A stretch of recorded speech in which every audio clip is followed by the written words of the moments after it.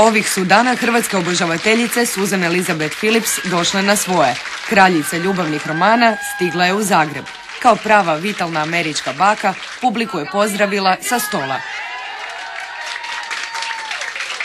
i potvrdila romantičarski duh svojih dijela.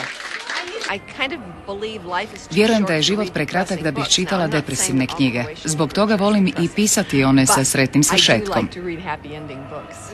Upravo joj izlazi 21. knjiga u Americi i ta joj je kao posljednja najdraža, a priznaje najgora je uvijek ona na kojoj radi.